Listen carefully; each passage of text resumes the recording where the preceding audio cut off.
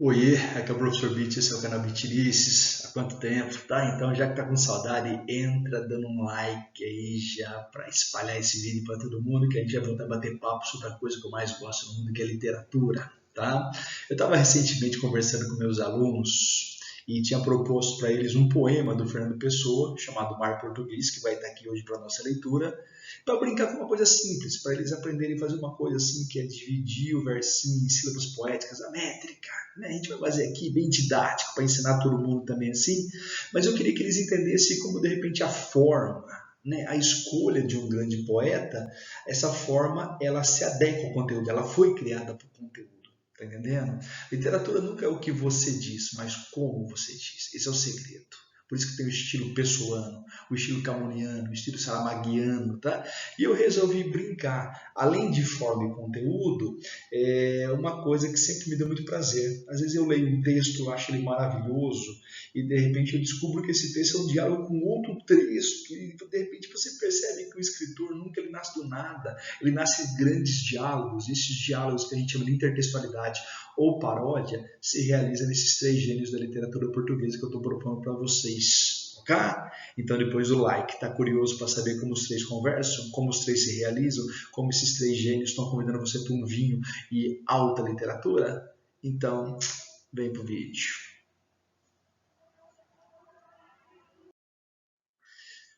O primeiro texto, e é esse o texto que eu tinha colocado na lousa para os meus meninos, minhas meninas, e tinha feito a proposta para eles fazerem uma análise formal, que eu vou propor para vocês, tá? Esse poema chama Mar Português. Ele é o poema número 10 da segunda parte de um livro chamado Mar Português, tá? Em 1934, o Fernando Pessoa participou de um concurso e ele escreveu um livro chamado Mensagem. Você pode olhar na parte direita da tela, em 1934, Mensagem. E quando ele fez o livro Mensagem, ele pegou a bandeira de Portugal e ele fez uma análise da simbologia da bandeira de Portugal. Então a primeira parte chama Brasão. Na segunda parte ele fez uma viagem náutica, né? A lá os Lusíadas de Camões, tá? Para engrandecer a história de Portugal. E aí, essa segunda parte, que chama Mar Português, tem 12 poemas, e o poema número 10, esse poema X aí para vocês, é o poema Mar Português, que é o título do título da parte. E a última parte tem algo de sebastianismo, vamos dizer assim, tá? O Encoberto. Então é um livro maravilhoso, um dos maiores gênios, se não o maior gênio da língua portuguesa de todos os tempos na poesia, e que uma hora eu venho aqui e faço questão de fazer uma análise desse livro, que eu gostaria que todo mundo conhecesse, porque ele é fabuloso. Tá? Nesse momento eu estou pegando um trechinho, um poeminha, esse famoso poema que está aí, vai chegar numa perguntinha que eu acho que todo mundo em algum momento já ouviu falar, e aí eu fiz a brincadeira com meus alunos assim, que eu queria que eles fizessem assim, uma análise formal. Quantos versos, quantas estrofes, qual é a métrica, que tipo de rima que nós temos aqui, tá? E aí eles tiveram um tempinho e foram lá brincando de fazer isso. Assim que eles fizeram a análise, eu fui conferindo com eles, né? Porque quando a gente dá aula de literatura, a gente tem nas listas dos grandes vestibulares sempre livro de poesia, isso sempre é cobrado. Às vezes o tamanho do verso, o tipo de rima, análise formal. E os vestibulares mais ousados cobram como a forma, de repente, se adequa ao conteúdo. E foi essa a brincadeira que eu propus para todo mundo, tá? Então, se você observar muito bem, antes de eu fazer a leitura, de cara, é um poema que tem 2 estrofes. Cada estrofe tem 6 versos, então são 2 estrofes regulares, porque elas têm a mesma medida, tudo bem, belezinha. Elas têm rimas paralelas, você pode observar, ó, que aqui sal rima com Portugal, choraram rima com rezaram, casar rima com mar, pena com pequena, bojador com dor e deu com céu. Meio forçoso, mas licença poética, tem rima. Então, se eu colocar as letras, é isso que a gente chama de esquema, ficaria AA, primeira rima, BB, segunda rima, CC, terceira rima, DD, EE, FF. Então, você tem rimas paralelas que formam um poema, tá? E aí, a parte mais difícil da análise era fazer uma análise da métrica do poema. Tá? E que eu vou ensinar para vocês agora 2 truquezinhos que são essenciais e regrinhas que tornam, de repente, a descoberta agradável. Então, quando você está analisando um poema e alguém pede para você fazer a métrica é dividir quantos sons, quantas sílabas sonoras nós temos no poema, não é a gramatical, tá? São sílabas poéticas, são sílabas derivadas da música. Então, quantas vezes você repetiu os sons ao longo do poema. Então, a hora que você vai lendo aqui, você faz assim, ó, você faz um corte, ó, tá? Aí você vem aqui, mar, aí você vem aqui, sal, ga, do, quanto, do, teu, sal. Entendeu? A hora que você conta dá 1, 2, 3, 4, 5, 6, 7, 8, 9, 10. Então você teria assim, ó. Aqui, assim, ó, acho que eu vou conseguir fazer isso aqui, ó, que coisa feia, mas ficou bonitinho ao mesmo tempo, tá? Então você tem 10 sílabas poéticas, tudo bem? Então uma regra que é obrigatória é que você sempre tem que parar na última sílaba tônica do verso. Então quando você lê o sal, ele é monossílabo sal. Portugal, o gal é a tônica, para no gal. Choraram, você para no chorar. Você fala choraram, entendeu? Rezaram. Esse rã você não conta mais. Casar, você vai até ar, mar, até ar, entendeu? Então essa é uma regra obrigatória, você tem que achar a última palavra e parar na sílaba tônica, e você conta até a última sílaba tônica, entendeu? A outra regra que aparece é que quando duas vogais se encontram, não é obrigatório, mas normalmente elas formam uma sílaba só, tudo bem? Então o primeiro tinha dado 10, aí todo mundo acertou. Quando eles foram fazer o segundo, eles observaram que deu um outro tamanho, e aí então são lágrimas de Portugal. Olha que você conta 1, 2, 3, 4, 5, 6, 7, 8. Então repara que bonitinho. Aqui você tem uma sílaba que dá 8. 10 e 8. Normalmente os poemas tradicionais começam com 10, tudo tem 10. Começa com 8, tudo tem 8. Aqui tinha 10 e 8. E eu fiz eles observarem que, apesar de dois tamanhos, havia uma regularidade. E o que eles vão descobrir na sequência? Eles vão descobrir que por te cruzarmos quantas mães chorar para aqui. Então você vai contar, vai dar 1, 2, 3, 4, 5, 6, 7, 8, 9 e você parou no Rá. Entendeu que legal? Então, de novo, você tem um verso que deu 10. Aí você vai no próximo. Quantos filhos em vão rezar? Pode contar. 1, 2, 3, 4, 5, 6, 7. E aí você tem mais um que deu 8. Nossa senhora, que foi difícil controlar esse negocinho aqui, mas ficou bonitinho, tá? Então, o que eu observei? Que toda vez que você vai no verso ímpar, então esse é o verso 1, o verso 3, o verso 5, portanto, o verso 7, o verso 9 e o verso 11. Se você cortar, eles dão 10. Aí você vai no verso 2, no verso 4, no verso 6, no verso 8, no verso 10, no verso 12. Todos eles têm 8, então os versos ímpares têm 10 sílabas poéticas, são decassílabos, e os versos pares são octossílabos. E é óbvio que eu fiz essa perguntinha marota. Por que que o Fernando Pessoa, ao elaborar esse texto, ele criou esse ritmo com dois versos? Por que que ele fez 10, 8, 10, 8, 10, 8, 10, 8? E é claro que eu deixei todo mundo pensando. E eu vou deixar você pensando para que você leia o poema inteiro e tente achar uma resposta em relação a isso. Ok? E aí, fazendo uma leitura do poema, tá? Ó mar salgado, quanto do teu sal são lágrimas de Portugal. Por te cruzarmos, quantas mães choraram, quantos filhos em vão rezar, quantas noivas ficaram por casar para que fosses nosso. Ó mar, valeu a pena? Valeu a pena tanta perda, valeu a pena assim, tanta morte, valeu a pena tanto esforço, valeu a pena para te conseguir, mar. A pergunta é quase como se fosse assim, olha, fazendo uma análise da nossa história passada, fazendo uma análise do tanto de gente que de repente se perdeu ou perdeu alguém para a conquista marítima. Será que valeu a pena isso? E aí ele cria uma resposta maravilhosa. Tudo vale a pena se a alma não é pequena. Quem quer passar além do bojador tem que passar além da dor. Deus ao mar o perigo e o abismo deu, mas é nele é que espelhou o céu. Isso é perfeito, é maravilhoso. É quase um recado assim.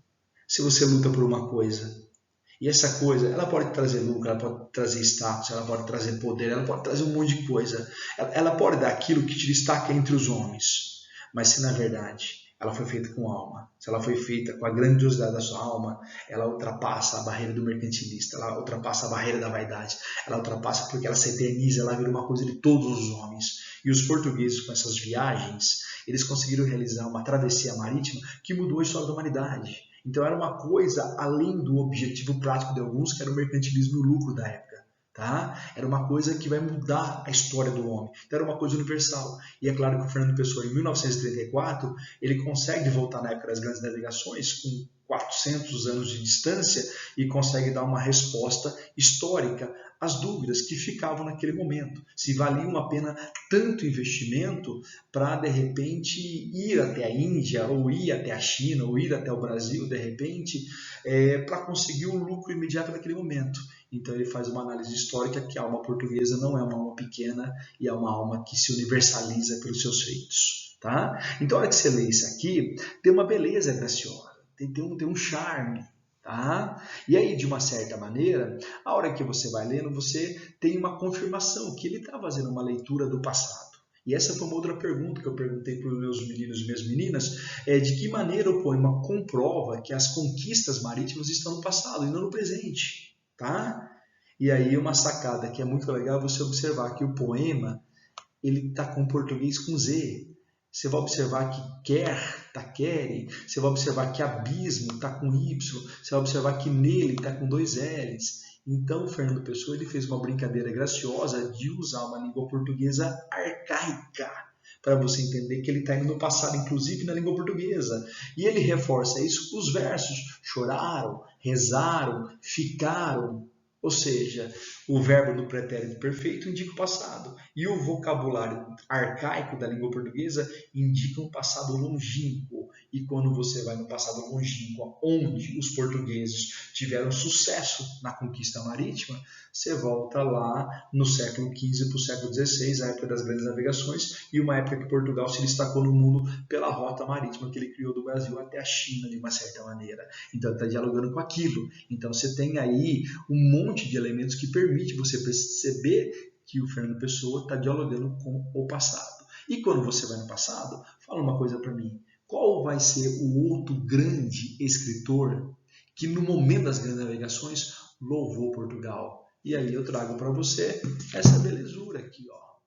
Então, de uma certa maneira, se você observar, Fernando Pessoa está dialogando com os Lusíadas do mestre Camões. Então, um grande poeta nasce da leitura de um grande poeta. Um dos maiores dos portugueses nasce da leitura de um dos maiores dos portugueses. Você vê que legal? Então, tudo que você acabou de ler, de uma certa maneira, você vai encontrar aqui nos Lusíadas. Porque já que era para falar do mar português, está aqui o primeiro cara a registrar as conquistas marítimas e a glorificação dos portugueses na sua vitória sobre o mar. Então, de uma certa maneira, a hora que a gente lê isso aqui, tá? A gente está lendo os Lusíadas por tabela. Isso chama intertextualidade. E aí, quem já é conhecedor dos Lusíadas, ele está dando uma referência a um dos momentos mais fabulosos do poema, um momento que até hoje é um embate, muita gente ainda não sabe o que Camões quis com aquilo, tá? Que é o famoso O Velho da Praia do Restelo. Só que lembra que eu fiz uma perguntinha. Por que ele tem uma regularidade e na regularidade ele tem uma variação métrica? Por que 10, 8, 10, 8, 10, 8? Eu fiz uma tabelinha aqui para vocês terem uma percepção. Olha que bonitinho. Então, o primeiro verso vai até 10, o segundo vai até 8, o terceiro vai até 10, o quarto até 8, até 10, até 8, 10, 8, 10. Você pode fazer até o final. E você vai chegar a essa conclusão maravilhosa que existe essa regularidade com 2 tamanhos. E já que você tem essa sinuosidade, vamos pegar aqui, ó, 10, aí você vai para o 8, para o 10, para o 8, para o 10, para o 8, para o 10, criando uma, eu diria, uma pequena ondulação. E aí você vê claramente que o Fernando Pessoa criou uma ondulação para gerar, eu diria, na mente, no leitor, a ideia das ondas marítimas. Já que você está lendo o poema, você está navegando pelas palavras. E já que o poema fala sobre o mar, nada como navegar pelo mar português. Então, a métrica gera as ondas do mar durante a leitura. A forma conclui o conteúdo. Ou seja, a forma amplifica a temática, o mar português, ok? E aí, para você entender a lógica lá do começo, eu peguei um momentozinho do Velho do Restelo. Você vê que bonitinho. O trecho é longo, eu peguei alguns pedaços para você entender a brincadeira. Acompanha, por favor. Olha que lindo. No canto número 4, você tem o episódio O Velho do Restelo, que ele começa na estrofe 90, a preparação. Na estrofe 94, o velho entra com a fala e ele vai até a estrofe 104. Então, seriam 14 estrofes. E o Camões ele faz estrofes de 8 versos e que a gente chama de oitava rima, porque vai ter uma rima específica. Repara, tinha vai rimar com minha, que vai rimar com mesquinha. Amparo vai rimar com amaro, que vai rimar com caro. Enterramento com mantimento. Então você tem AB, AB, AB, CC. Essa é a famosa oitava rima que o Camões aprendeu com Ariosto e Boiardo. Dá uma olhadinha na próxima estrofe. Esposo, iroso, duvidoso. Passa, possa, vossa, nossa. E contentamento, vento. AB, AB, AB, CC. Mais uma. Diziam, seguiam, respondiam. Humanidade, idade, piedade. Banhavam, igualavam. A, B,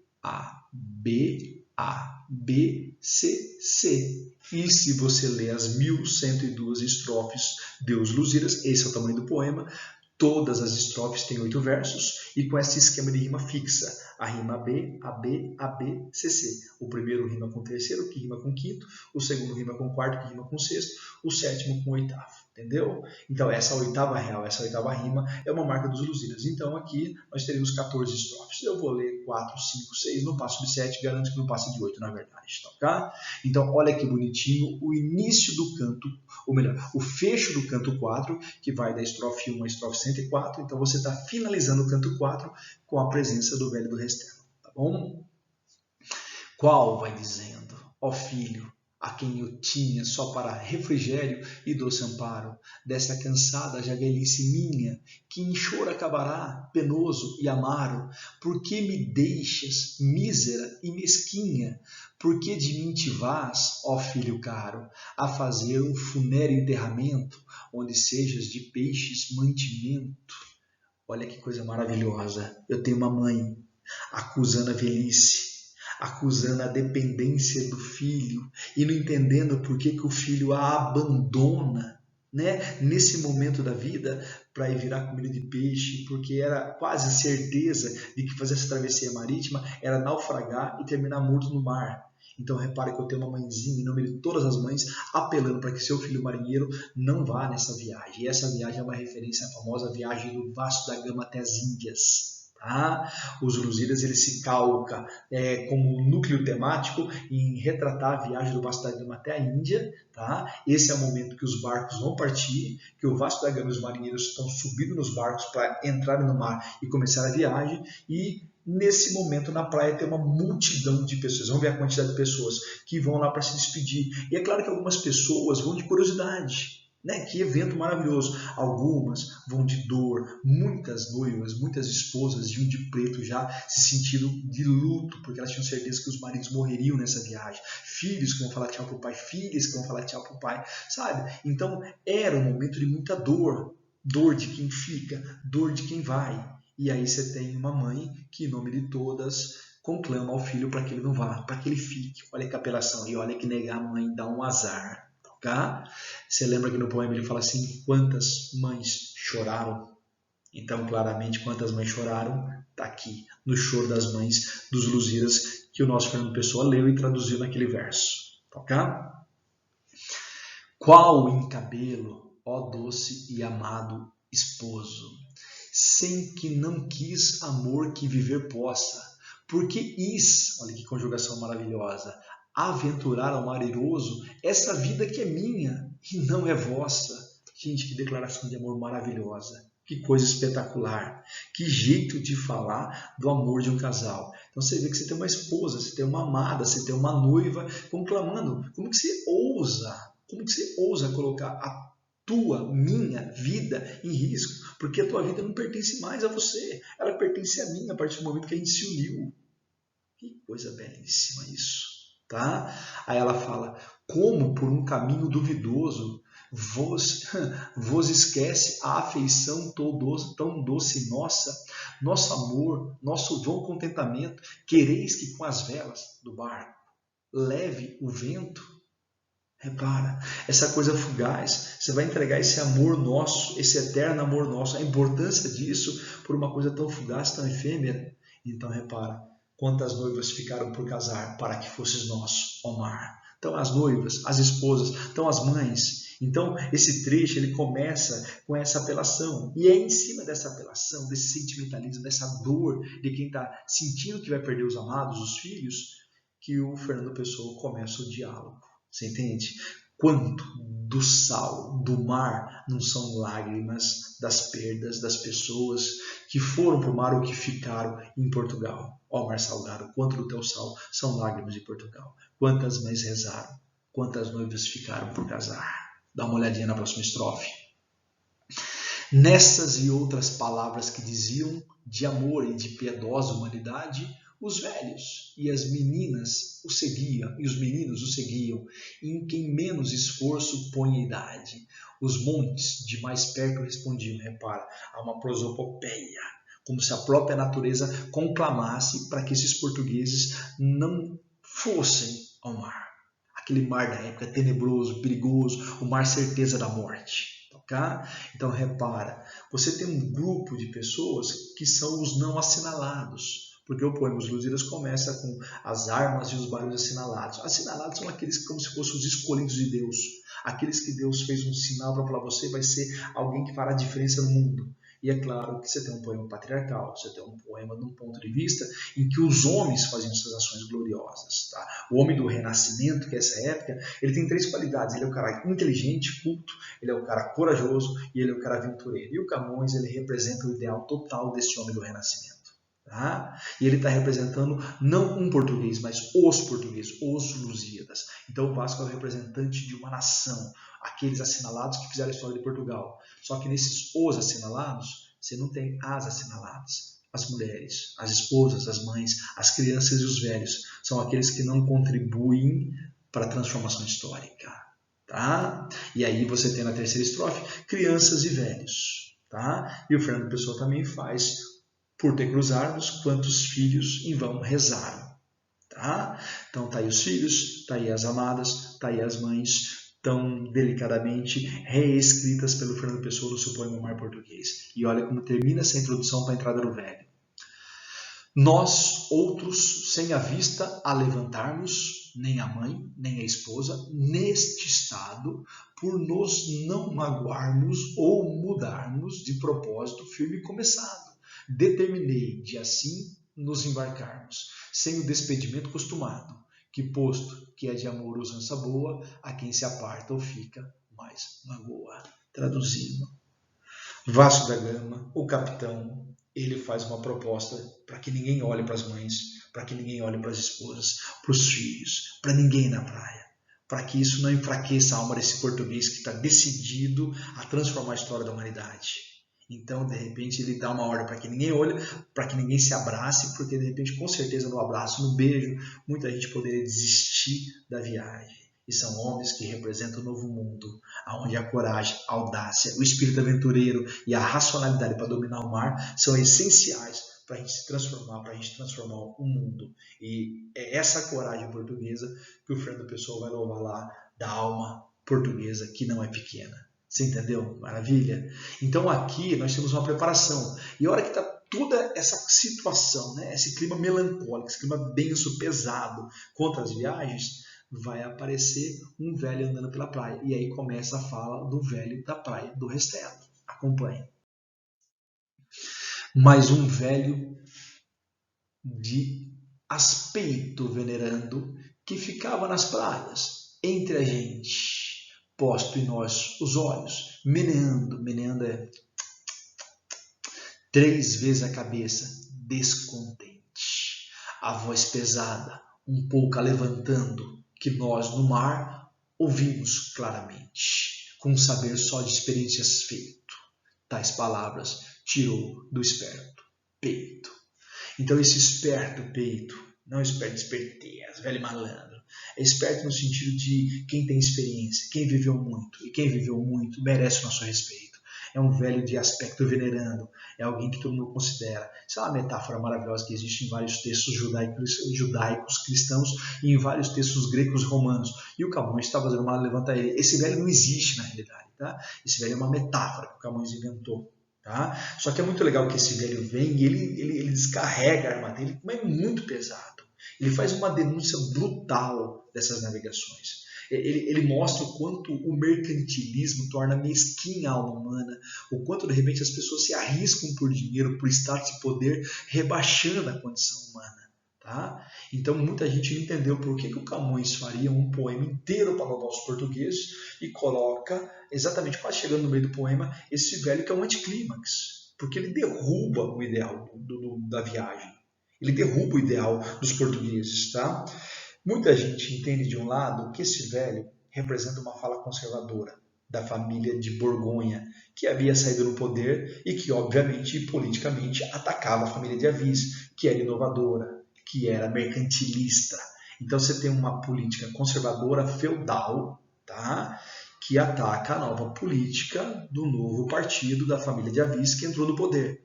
Então esse velho seria um símbolo. Ele, a família de Borgonha, e o Vasco, a família de Avis. Então você teria um duelo entre as duas políticas, entre o jeito conservador de ser e o jeito inovador, entre o jeito feudal e o jeito mercantilista. Você entende? Então seria um diálogo muito legal de dois momentos políticos. Por outro lado, como esse velho revela verdades profundas sobre as intenções da viagem, muita gente entende que esse velho é o próprio Camões. Porque o Camões saiu de Portugal, fez a viagem até a Índia, morou 17 anos lá até concluir os Lusíadas, e ele vivenciou toda essa euforia mercantilista e ambição que isso gerava, e o como para, de repente, as pessoas se darem bem financeiramente, elas atropelavam tudo.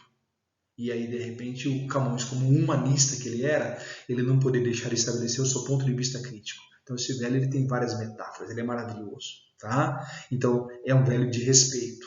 E a gente tem que respeitar aqueles que já viveram, porque eles conseguem entender melhor a vida do que a gente. Tá? Por um lado. Por outro lado, de repente, o ter vivido muito é ter se tornado prisioneiro de uma condição e não estar entendendo que o mundo se renova. E o Vasco da Gama vai ser uma resposta para esse velho. E o Fernando Pessoa lá no futuro vai confirmar o quê? Uma resposta ao velho. É como se ele falasse depois de tudo isso: olha, essa viagem é mesquinha, ela é mercantilista, ela é para enganar o povo. Como tudo que o velho denuncia, o Fernando Pessoa fala: valeu a pena tanta perda, valeu a pena, de repente, esse investimento. Tudo vale a pena se a alma não é pequena. É quase uma resposta para esse velho. Cala a boca. A alma de um português não é pequena. Fabulosa a resposta, tá? Acompanhe um trechinho do velho. E ele tirou do peito, né? Tirou essas palavras do peito. Ó glória de mandar, ó vã cobiça dessa vaidade a quem chamamos fama. Ó fraudulento gosto que se atiça com uma aura popular, que honra se chama, que castigo tamanho e que justiça fazes no peito vão que muito te ama, que mortes, que perigos, que tormentas, que crueldade nele experimentas. Dura inquietação da alma e da vida, fonte de desamparos e adultérios, sagaz consumidora conhecida de fazendas, de reinos e de impérios. Quem que é essa sagaz consumidora? A vaidade humana, a ambição humana, a glória de mandar, essa vã cobiça. É isso que ele está condenando no espírito dos portugueses que estão fazendo essa viagem. Tudo por causa da glória, da honra, da fama. Eles estão indo, colocando em risco tudo. Famílias, esposas, filhos, território, religião, tudo ele vai atacar. Tá? Chamam-te ilustre, chamam-te subida. Essa voz do governo para falar, olha, o investimento que eu estou fazendo é para o benefício do país. Tá? Você vê que ele está fazendo uma crítica a uma fala política que é a longa data. Né? Ele questiona e a gente pode questionar isso o tempo inteiro, com certeza. Sendo digna de infames vitupérios, chamo-te fama e glória soberana, nomes com quem se o povo honesto engana. Fake news. Governos são especialistas nisso, em criar discursos maravilhosos para cativar o povo a acreditar que eles são transformadores, que eles vão fazer a diferença.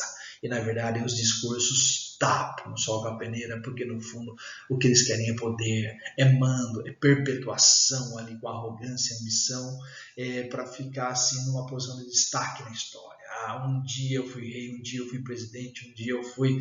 E é claro que o velho representa um Camões que de repente entende do tempo, entende que por trás dos grandes discursos existem ideologias podres, perversas, falsas, que enganam a maior parte da população, que acredita nessas falas e acredita nesses governantes, nesses líderes. É uma baita, uma crítica maravilhosa. Tá?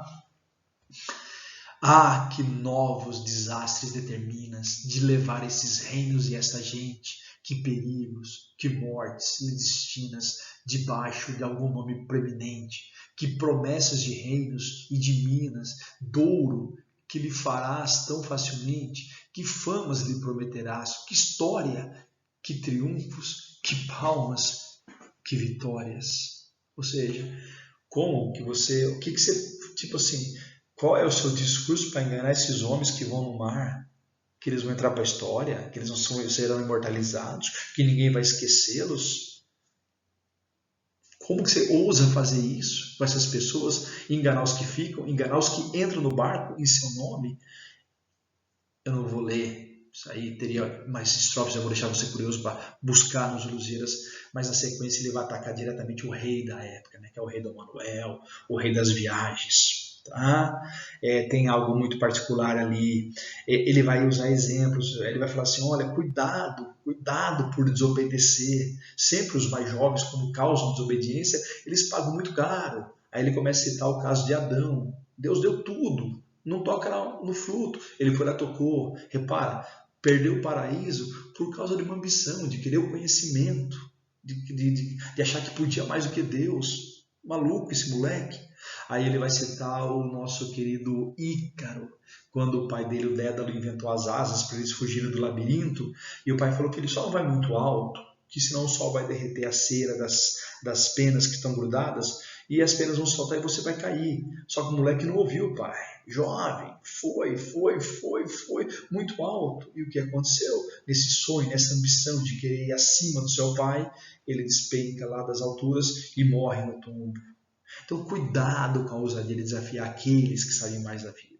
Tá? Por outro lado, ele vai falar do Faeponte, que é o filho do deus Apolo, que um dia pegou o carro do pai e saiu dirigir. O carro do pai é o sol. E aí saiu dar uma volta, bateu aqui na terra, queimou uma parte da terra. O pai deu um castigo nele, só que Zeus, eu diria muito nervoso com o moleque, meteu um raio na cabeça do moleque, matando o moleque. Então, ele vai citando vários exemplos de pessoas que desobedeceram a voz dos mais experientes e pagaram caro com a própria vida. E é isso que os portugueses estão fazendo agora. Ao não me ouvirem, vocês estão se lançando a uma coisa que, ao longo da história, tem exemplos. Já pagaram muito caro. Então, me escutem. Escutem suas mães, escutem suas esposas, suas noivas, seus filhos, seus pais. Escutem, por favor. Não vão nesse mar tenebroso. Não encarem essa viagem. Não façam isso, não coloquem Portugal em risco, não permitam que o inimigo, aí naquela época Portugal estava em guerra com a África, não permitam que o inimigo aqui do lado invada o nosso país e vocês estão fora daqui, vocês não vão defender o nosso país. Ele cria tanto recurso, ele aponta tanta coisa para desistir dessa viagem, que eu falo para vocês, olha, se eu tivesse lá, acho que eu tinha pulado do barco e falado assim, gente, boa viagem, tô fora. Ele tem razão, tá? Só que aí tem um charme nessa coisa.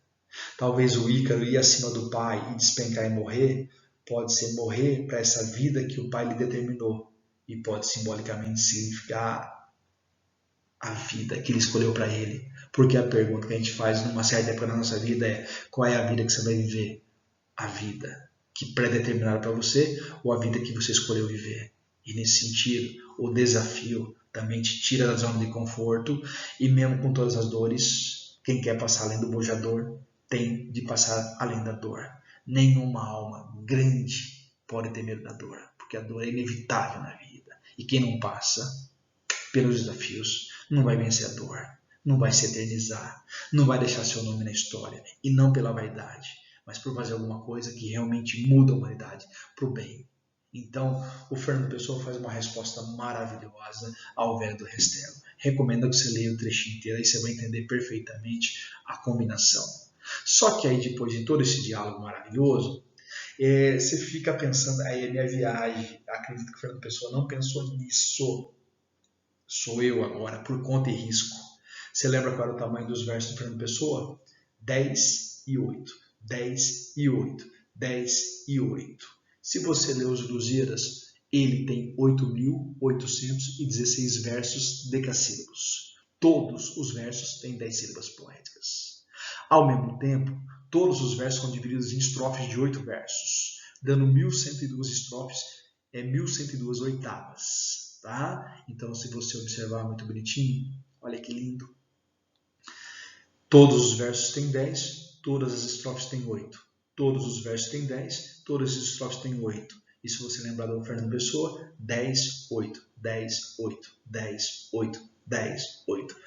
Eu falo, a intertextualidade não é só com o conteúdo, inclusive há um diálogo, há uma afeição à forma do Camões na escolha métrica. O Fernando Pessoa poderia ter feito 9,7, 7,5, 11,9, 12,10, mais 10,8. É inevitável para quem conhece os Lusíadas, que é muito significativo para os Lusíadas. Até na forma ele criou uma intertextualidade. Que coisa maravilhosa. Tá? Nada como um grande escritor para pensar em cada detalhe. Se é que ele pensou, se não inventou ele sim. Se for melhor, mérito para mim, toca aqui. E aí, nessa brincadeira, para finalizar essa conversa nossa, eu fui descobrir um outro grande escritor, um outro gênio, aliás, o único escritor da língua portuguesa no mundo que já ganhou o prêmio Nobel, o nosso maravilhoso José Saramago, num livro que é a sua obra More. Claro que muita gente gosta de uma ou de outra, mas é quase unânime todo mundo entender que essa obra representa o máximo da sua criatividade que ele fez para o século XX, Memorial do Convento. E aí eu fui achar um trechinho no Memorial do Convento, dá uma olhadinha, que ele fala exatamente: já vai andando a régua dos homens de Arganil, acompanham-nos até fora da vila as infelizes, que vão chamando, qual encabelo, ó doce e amado esposo, e outra protestando, ó filho, a quem eu tinha só para refrigério e doce amparo dessa cansada já velhice minha. Não se acabavam as lamentações, tanto que os montes de mais perto respondiam, quase movidos de alta piedade. Até o monte aqui é uma referência ao Monte do Camões, que também a natureza conclama para que os portugueses não vão, tá? Alta piedade, enfim já os levados se afastavam, vão sumir-se na volta do caminho, rasos de lágrimas os olhos, embagadas, caindo aos mais sensíveis. Então uma grande voz se levanta, é um lábrego de tanta idade, que já não quiseram, e grita subindo a um valado que é púlpito de rústicos. E aí, traduzindo, muitos dos marinheiros que foram viajar com o Vasco da Gama foram a mando do rei. Então o rei, para eternizar o seu nome na história, colocou a vida de muita gente em risco. Tem reis loucos para isso, tá? Quando o Zé Saramago faz Memorial do Convento, ele fala sobre o convento de Mafra, que foi construído ali no século XVIII com o rico dinheirinho ouro do Brasil. Tá? Também foi um rei que fez uma promessa a uma irmandade religiosa, eu vou contar esse livro futuramente, tá? Fez uma promessa a uma irmandade religiosa que se ele tivesse um filho, ele construiria o maior convento do mundo para esses. E aí, na verdade, estava embutido em pagar a promessa, mas estava a satisfação vaidosa de repente construir um prédio que fosse gigantesco para eternizar o nome dele na história, né? Então, por trás da alma grandiosa, sempre tem gente mesquinha também. Tá? E o José Saramago, como é um crítico da própria história, um crítico da história de Portugal, muito português, tem uma certa bronca do Saramago, de tanto que ele desmascara certas perversidades históricas, porque ele adora fazer aquilo que a gente chama de romance histórico, fazer uma releitura muito crítica do que foi contado, para a gente aprender por outros vieses a história que nos foi narrada, para a gente não ficar com a opinião do Bentinho e também ouvir a voz da Capitu. E ele é um cara que muito livro dele tem como protagonistas proletários, trabalhadores, pessoas humildes. Isso é uma marca do Saramago. Aqui ele cria uma situação que todo mundo estava indo construir o convento em nome do rei, e o rei prometendo que era para a glória de todo mundo, e na verdade por trás dessa construção tinha essa coisa megalomaníaca de um rei querer se destacar com esforço público. E quando os trabalhadores estão indo, quando eles estão indo para um trabalho que talvez não tenha volta, eles vão trabalhar até a hora da morte, estão lá as pessoas se despedindo, as noivas, as mães, todo mundo, uma multidão. E eis que um velho sobe num valado, uma espécie de vala assim, e como se fosse um púlpito numa igreja, ele faz uma fala que vai lembrar para você uma fala que a gente acabou de ver. Ó glória de mandar, ó vã cobiça, ó rei infame, ó pátria sem justiça. Ele resume a fala do velho do Restelo. Olha que diálogo maravilhoso. Só que olha que ironia. E tendo assim chamado, veio dar-lhe o quadrilheiro uma cacetada na cabeça, que ali mesmo o deixou por morto. Ou seja, lá o velho de muito respeito, aqui o Saramago faz uma análise da velhice no século XX, talvez no século XXI. Tá? Um velho abrindo a boca, já não produz, já não dá mais trabalho, o que ele viveu já não serve para mais nada, um quadrilheiro, um soldado do rei vai lá e dá uma porrada na cabeça dele e ele cai pro morto. Ou seja, cala a boca, não me enche o saco. Tua voz não me interessa, na verdade. Então, com muita ironia, ele faz uma paródia do velho do Restelo. O Fernando Pessoa faz uma resposta ao velho do Restelo, que apesar de respeitar a opinião, de saber que muito do sal de Portugal são lágrimas de perdas das pessoas de Portugal, mas valeu a pena porque a grandiosidade da alma do português não se limita à mesquinharia, ao mercantilismo apenas, é uma coisa muito maior que a da humanidade, e o Camões que coloca esse velho para representar uma voz crítica no meio de um poema ufanista, porque apesar de ele estar ufanizando os portugueses, ele não pode deixar de apresentar um olhar humano sobre aquele momento. E para quem conhece ou quiser conhecer, o canto quinto dos Lusíadas é o momento que o Vasco da Gama pega os portugueses, vão para o mar, e é um canto inteiro voltado para a razão e para a ciência, porque é o momento das grandes navegações, é o momento, inclusive, que eles vão passar pelo gigante Adamastor, o Cabo das Tormentas. Então, o momento mais racional do livro, o momento mais tecnológico, vem logo depois da fala e da maldição do velho. É quase uma resposta do homem racional do Renascimento aos medos medievais. E fica esse diálogo, esse discurso, que eu acho maravilhoso. Espero que você tenha gostado. Dá um joinha aqui, deixa seu comentário, indica que poema você gostaria que eu analisasse, que eu farei questão de dialogar com você sobre literatura. Abraço, que bom estar de volta.